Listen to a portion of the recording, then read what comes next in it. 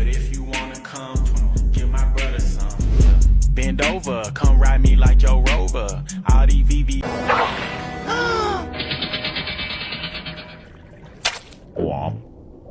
They were fake? Of course they were fake! Don't call me. Got another son of me, I like to. I think of the night in the park. It was getting dark and we stayed up for hours. What a lie, what a lie, what a lie. Miss, if you got a bumper, then twerk it. Miss, if you got a bumper, then shake it. Vibrate it, embrace it. If you want a baby, let's make it. First step. Get ready with me while I share makeup tips influencers are gatekeeping from you. Oh my gosh. Also, I don't have the beauty filter on because I feel like if I'm sharing makeup tips, then I shouldn't have a filter on. I don't know. Okay, so you know how when everyone does their eyebrows, it's like a perfect in-between between like soap brows and 2016 brows? Yeah, I'm gonna tell you why. Okay, so you need a brush and you need some concealer, preferably a shade that's not lighter than your skin tone, that's like your skin tone. And then you only want to outline the bottom half of your eyebrow. Don't do the top. It will look like 2016 brows. Just the bottom. So kind of like this. And if you want to keep it extra natural, don't go to the front of your eyebrow. I do it because I wear pretty dramatic eye makeup, so it doesn't look unnatural on me. But if you don't, then only do this outer half. Take a blending brush and just blend it out so it's not obvious. See? This one looks much cleaner than this one now. When you're blending out your concealer on the outer part of your eye, try and make this like wing motion. It pulls back your face, see? Lift. If you just blend it all over in a circle, it can make your eyes look like more round and smaller. So if you want more of that snatched look, pull it back. See? When you're doing your bronzer, everyone always says go right under your cheekbone. Don't. Do it on your cheekbone. Because what happens is, oh my gosh, I'm so passionate about this. What happens is when you go right on your cheekbone and you start blending it out, it ends up under your cheekbone. I promise you. Just do it on your cheekbone. See, it ends up under your cheekbone anyway. If you've ever had the problem where cream blushes make your foundation separate when you're trying to blend them in, use a stipple brush. It won't make your foundation separate. Here, I'll show you. Again, no beauty filter. Know a lot of people use brushes like this for their powder. Don't do it anymore. Okay, it's gonna make your under eye concealer crease. What you wanna do is take, you have a compact beauty blender works great too, honestly, and you wanna just press into your under eye. Don't brush, press. It sets your concealer better and it's less likely to crease. Also, when you do your powder, go right over your smile lines. So just as an update, here's my face right now with no beauty filter and my under eyes. Press your powder. If you've ever bought a bunch of eyeshadow palettes, trying to find the perfect brown for your eyelid, like as a transition shade, use your bronzer. I promise you, use your bronzer. It's the perfect eyeshadow color. I'll literally show you. And it's always more cohesive with the rest of your face because you already have this shade on your cheekbones. So it makes your face kind of light up. You just try it. It's like life-changing. Also, when you're checking to see if your highlighter is the right shade, do it in bad lighting. So like whenever you put a highlighter on, it looks pretty in good lighting, right?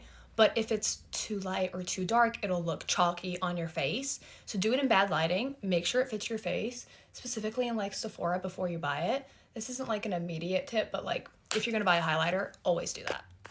If you have tiny eyelid space, kind of like I do, see how I don't have a lot of eyelid space?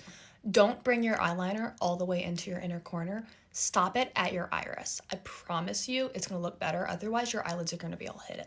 And show you. I wanna stop it right up here. And now you can still see my eyelid. Ta-da! Also, if your eyeliner isn't sharp enough for you, you can always take a little bit of concealer on a brush, like a little bit, very small amount, like tiny, tiny, tiny, okay? And just sharpen it. Here, I'll show you.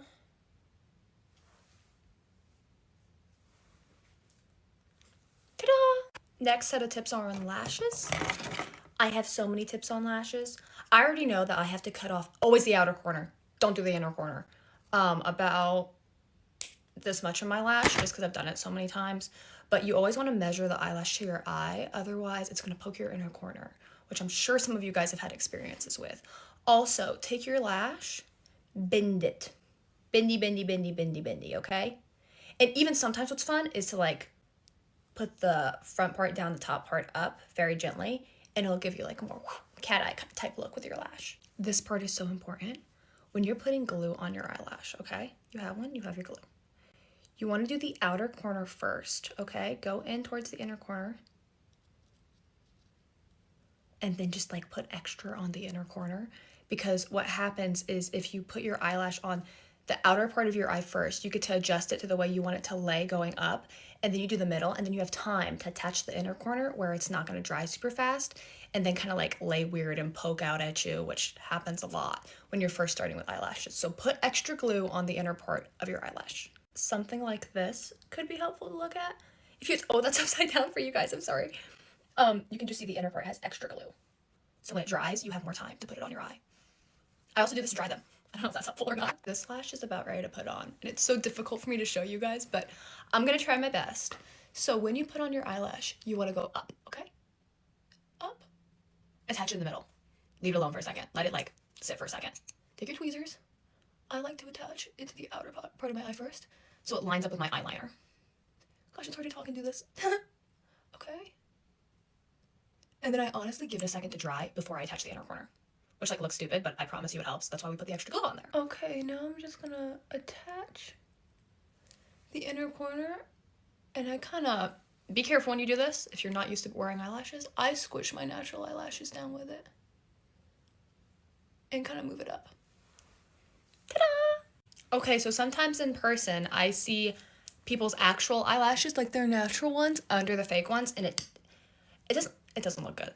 So I just take a light layer of mascara, very light, and put it right on the eyelash. And then just to make sure that I don't see the fake ones, I press them together with the back of my tweezers. And then they like bond to each other. But don't use a tubing mascara, because they will get stuck in the fake eyelash. Definitely use a regular mascara. Okay, my next tip is like a big deal. And I've never seen anyone tell anybody to do this, which drives me crazy. But I know they do. So basically, if you have hooded eyes, like I do, and you can't do the eyeliner all the way across, or it'll cover your eyelid up, which is like really annoying. But see how there's like that gap in between my inner corner and this? Waterproof eyeliner. You want to fill that gap in. Also, take all the time in the world to do this. Okay? But you basically just want to fill the gap in. I have to get some more of this. It's like dried out, but I never wear lashes and don't do this. I promise you, it just like completes the look. You have to do it. Okay, so I know a lot of people don't like mascara under their eyes, but I do. If you have the problem where it always ends up in your under eyes because it just bleeds, just cover your eyes. It ends up around your eyes anyway, but it like protects right under your eyes and it won't like drip or spill or whatever you want to call it. If you insist on overlining your lips, please only do the bottom.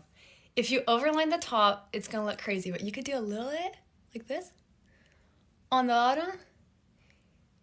And I promise you no one's gonna notice, but if you do the top, they probably will. If your Benetint gets everywhere and bleeds in your lips, it's because your lips aren't dry enough, so dry them out first. Lastly, influencers have lights, cameras, beauty filters, so if you don't look like them, it's because they don't look like them either. Hope this helped. De tesão, eu vou te fuder com amor. Mina linda, safadinha, arregaça esse popô. Vai, vai que é caô. Ela é cheia de tesão e eu arregaço esse popô. Vai que é caô. Ela tá cheia de tesão e eu arregaço esse popô. Ela tá cheia de tesão, eu vou te fuder com amor. Mina linda, safadinha.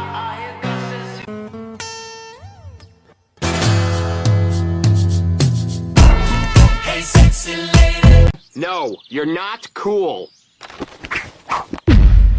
How about now, Benson?